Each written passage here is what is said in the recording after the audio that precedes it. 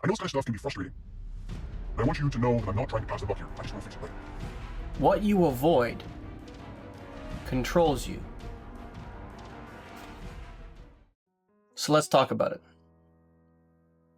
Have you been avoiding training? Have you been avoiding tough conversations with your spouse? Have you been avoiding tough conversations with your baymate? Have you been avoiding tough conversations with your boss? If you have, those things are controlling you. If you need to have tough conversations with those people, if you're not having the kind of conversations you need to have to be successful, you're not going to be successful. If you're avoiding tough conversations as a technician, it's controlling you. It's preventing you from being successful in some manner. Let's use an example. The AC system machine isn't working properly.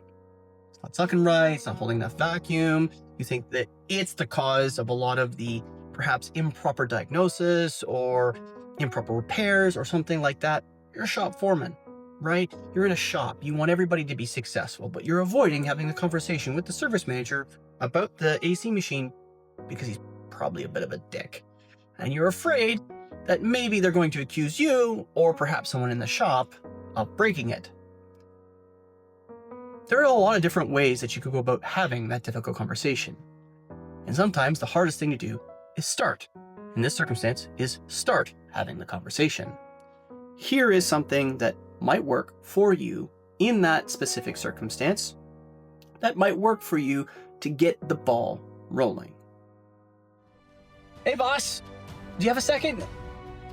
I ran into a problem with the AC machine and I wanted to bring it to your attention before it gets worse. I'm not exactly sure what's going wrong, but I've followed the steps and I know it's still acting up. I figured it's better to say something now than wait until it gets a lot worse and perhaps even risk damage on a customer's car or even downtime of the machine, period. So that's the starter, okay? The reasons why this should help you go along, there's a couple reasons why. There's a couple things that I said in there that are important to say in kind of the way that I said it. And here's the tidbits here. I ran into a problem with the AC machine, and what does that say to you?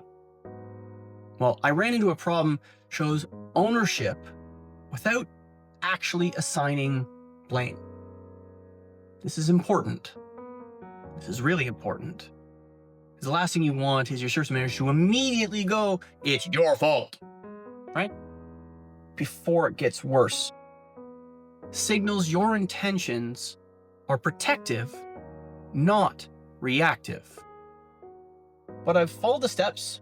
This is key because it shows that not only are you following a process, but it shows that your competence level is high, that you are capable of assessing the situation based on the information at hand. I figured it's better to say something now, makes it clear you're being proactive and not hiding anything. Those four things as part of that paragraph to use are important to reinforce that you're not placing blame, that you don't want to be blamed, that you're being proactive in terms of the business. You don't want the business to be unsuccessful in some capacity because of the machine. And that you're open to having a dialogue on how to take corrective action and prevent the business from losing in some capacity because of the unit. If you want to add a little bit of flavor, so to speak, if you want to add just a touch of flavor, so to speak, maybe prevent some blow up, maybe prevent and pre-frame with something like, I know this kind of stuff can be frustrating, and I want you to know that I'm not trying to pass the buck here. I just want to fix it right. these kinds of things and this kind of phrasing can help you be professional, not place blame, not be accusatory, and be proactive in helping yourself and the store be more successful.